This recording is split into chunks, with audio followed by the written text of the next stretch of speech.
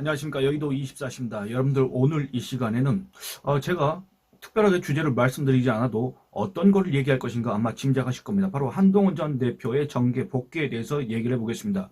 여러분들 한동훈 전 대표가 12월 16일 날 국민의힘 대표직에서 사퇴를 했지 않습니까? 그로부터 두 달 만인 오늘 6월 16일 자신의 페이스북에다가 정계 복귀를 시사하는 그런 글을 올렸습니다. 여러분들도 아마 다 그 페이스북 글 원문을 보셨을 겁니다. 한동훈 전 국민의힘 대표가 이런 글을 썼습니다. 머지않아 찾아뵙겠다. 이 말은 뭔 말입니까?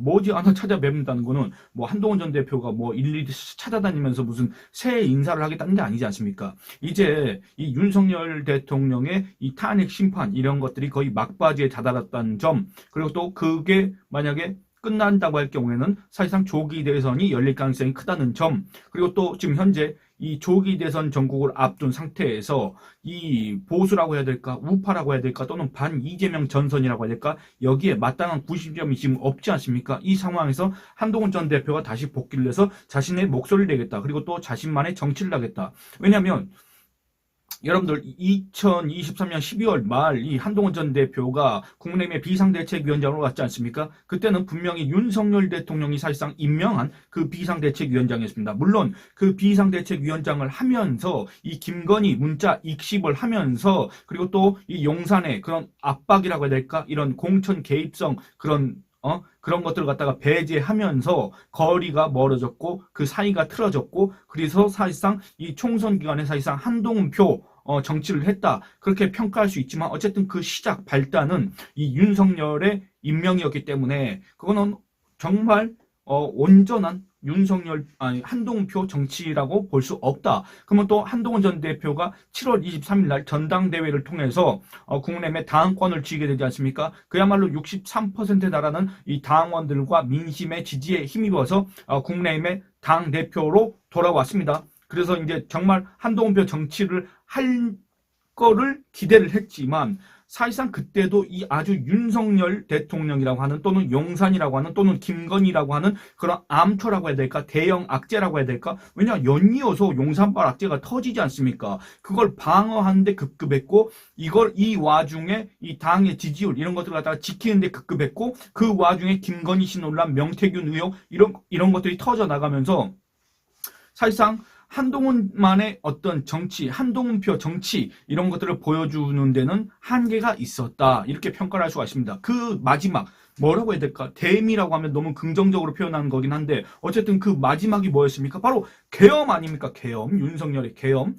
그러다 보니까 결국에는 한동훈 시즌2 한동훈표 정치가 없었다. 근데 이제 한동훈 전 대표가 다시 정계 복귀를 시사했고 그 준비 작업을 했다는 것을 스스로 밝히고 있지 않습니까? 지난 두 달 동안 많은 분들의 말씀을 경청하고 성찰의 시간을 가졌다. 책을 한 권 쓰고 있다. 여러분들 그 책의 내용이 과연 뭐겠습니까? 많은 사람들은 그 얘기를 듣고 경청을 하고 책을 쓰고 그다음에 자기 자신에 대해서도 성찰을 했다.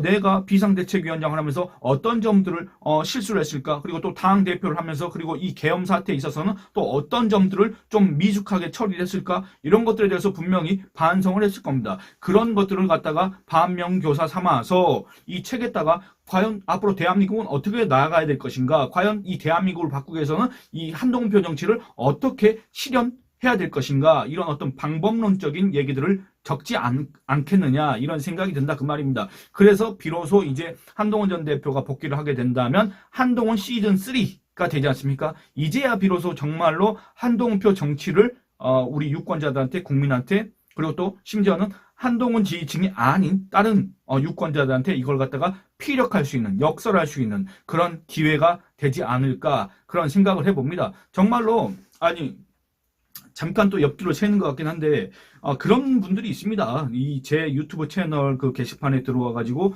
예를 들어서 제가 잠깐만 읽어드리겠습니다. 그런 글들이 간혹 있습니다. 예를 들어서 여기는 무슨 뭐 한동훈 뭐 그거다, 한동훈 소위 말해서 속된 말로 빨아주는 유튜브 채널이다, 뭐 이런 식으로 글을 남기시는 분들이 있습니다. 제가 그것도 상당히 좀 순화해서 말씀드린 겁니다. 그런데 제가 항상 말씀드리지만 제가 한동훈이라는 그 인물을 제가 지지하는 게 아닙니다. 어쩌다 보니까 지금 한동훈 전 대표에 대해서 긍정적으로 얘기하는 그런 콘텐츠를 자주 올리게 되는데 그 이유는 뭐냐? 지금 소위 말하는 이재명의 집권을 막기 위해서는 그리고 또 정말로 이 대한민국이 발전하기 위해서는 대한민국의 우파가 정말 건전한 상식을 가지고 정말 이 합리적인 그런 구상, 대한민국 발전 구상을 우리 국민한테 내세워야 되는데 지금 여러분들 한번 보시기 바랍니다. 저 국민의힘 한국갤럽 조사 기준으로는 지금 국민의힘이 지지율이 얼마입니까? 2월 2주차 조사 결과 잠깐만 보도록 하겠습니다. 여기에서 국민의힘 지지율이 얼마냐면은 39%입니다. 저 이재명 당이 38%, 조국 당이 4%, 저 이준석의 개신당인가 김철근 당인가 거기가 2% 나옵니다. 그러니까 정당 지지율로 보면 한국갤럽 조사 결과로는 국민의힘이 39%지만은 여러분들 보시기 바랍니다. 저 국민의힘의 구심점이 대체 누굽니까? 저 국민의힘을 대표할 수 있는 정치인 누굽니까? 저 국민의힘에는 온갖 다선 중진 의원들이 다 지금 포진해 있는데 저 중에서 지금 현재 이 난국을 갖다가 타개할 수 있는 그런 정치인이 과연 누가 있냐 그 말입니다. 없습니다. 없기 때문에 한동훈이라는 그 인물 자체에 대해서 주목할 수밖에 없고 두 번째는 저 국내에 있는 사람들이 그 내뱉는 그 말 한마디 한마디가 설득력이 없고 비합리적이고 그야말로 이 반박 욕구를 자극하기 때문에 한마디로 비상식적이다 그 말입니다. 그러기 때문에 저 사람들의 말을 비판하다 보니까 저 사람들의 저 정치 행보를 비판하다 보니까 자연스럽게 이 한동훈 전 대표의 그런 상식적인 합리적인 상대적으로 합리적인 그런 행보에 대해서 긍정적으로 평가할 수밖에 없었다는 겁니다. 이걸 놓고 한동훈 뭐 빠다 뭐 한동훈 뭐 채널이다 이렇게 얘기를 조롱조로 하시는 분들이 있는데 한번 그런 분들도 생각을 해보시기 바랍니다. 과연 누구의 말이 합리적이고 누구의 말이 상식적이고 누구의 말이 과연 우리가 평소에 공유해왔던 이 보수적 가치 또는 대한민국 헌법 질서 안에서 정말 용인될 수 있는 수용될 수 있는 주장인가 한번 생각해 보시기 바랍니다. 윤석열 대통령의 그런 계엄 여기에 대해서도 제가 오늘 시간이 있으면 한번 얘기해 보겠지만 지금 그 계엄을 옹호하고 있는 사람들 그리고 또 윤석열 대통령을 지금 돌연 지지하고 있는 사람들 그 사람들은 과연 어떤 계기로 갑자기 윤석열 대통령이 마치 구국의 영웅이고 윤석열 대통령이 마치 자기를 희생해서 이 나라 국민들한테 정말 경고를 했다 계몽령을 했다 이렇게 주장을 하고 앉아 있는지 자기가 어떤 계기로 그런 생각을 하게 됐는지 한번 되돌아보시기 바랍니다. 그게 과연 자기의 생각인가 아니면 그 누가 세뇌한 가스라이팅한 그 결과인가 한번 정말 곰곰이 반성하기를 권합니다. 잠깐 그 얘기가 옆뒤로 샜습니다만 그래서 이 한동훈 전 대표가 2달 만에 정계 복귀를 시사하니까 뒤집어졌습니다. 판이. 여러분들 벌써 이 한동훈 전 대표 그 전부터 한동훈 전 대표가 언제 복귀할 것인가 이런 거에 대해서는 아주 초미의 관심사가 될 수밖에 없었는데 이 딱 페이북글 하나 올라간 다음에 기사가 도배가 됐지 않습니까? 그리고 또 그 기사에는 그동안에 한동훈 전 대표의 부재 이런 것들로 인해서 정말 실망했고 그 다음에 정말 어떻게 보면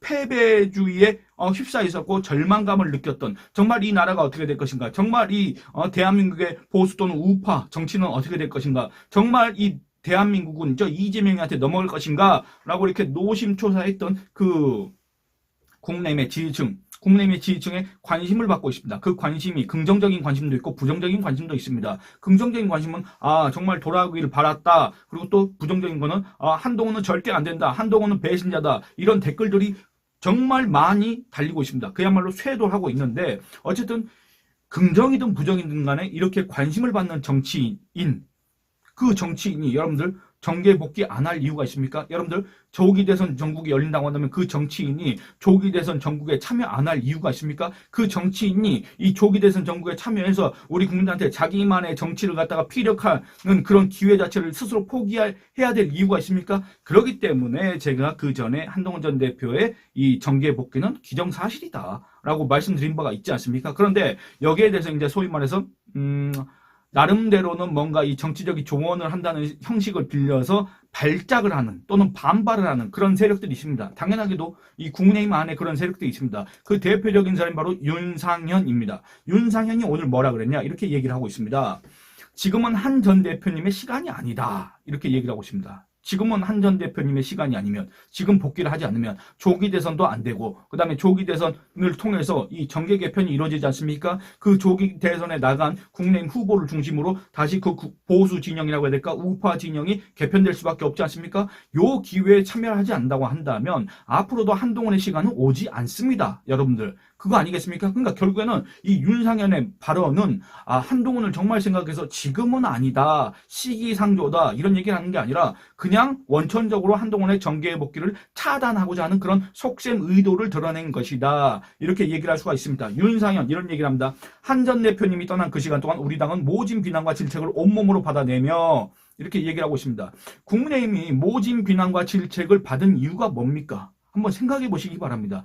여러분들 국민의힘이 윤석열 대통령의 계엄 이 행위, 그 내란 행위라고 지금 이렇게 비판받고 있는 그 행위에 대해서 그 어떤 입장을 낸 바가 있습니까? 애매모호하게 하다가 그다음에 어떤 여론조사, 일부 여론조사에서 이제 윤석열 대통령 지지율이 좀 올라가니까 이 탄핵에 대한 그 찬반 여론에 약간 변화가 있으니까 이제 그때부터 그쪽에다 숟가락 얹기를 시작하면서 그때부터 자기들이 마치 뭐 윤석열 지킴이 윤석열 도움이나 된다는 듯이 이제 관저에 가고 막 그렇게 했지 않습니까? 그러니까 그런 모습들을 보면서 모진 비난과 질책을 받은 것이지, 아니 그게 한동훈의 책임이냐 그 말입니다. 여러분들 국민의힘이 그나마도 지금 이렇게 이 대한민국이라는 이 나라에서 이 정당으로서 그 효용, 그 다음에 그 생명이라고 해야 될까? 이런 것들을 갖다 이어갈 수 있는 그 근간이 뭡니까? 바로 이 계엄 사태 때 계엄 해제 요구에 바로 한동훈 전 대표를 포함한 그 사람들이 국민의힘 소속 일부 의원들이 참여를 해서 그걸 갖다가 무산시켰기 때문에 지금 정당이 그나마도 저렇게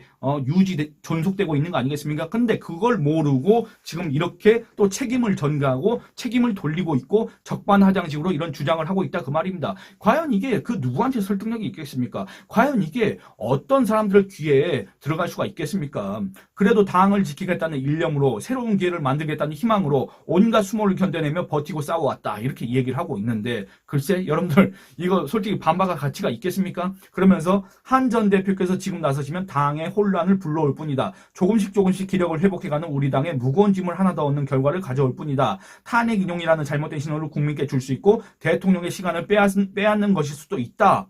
이렇게 얘기를 하고 있습니다. 그러면서 분명한 책임과 자숙의 시간이 필요하다라고 하고 있는데, 여러분들 자숙해야 될 사람들이 누굽니까? 윤석열 대통령의 계엄에 대해서 말 한마디 못했던 그 사람들이 자숙해야 되는 거 아닙니까? 그리고 또 책임을 져야 될 사람들이 누굽니까?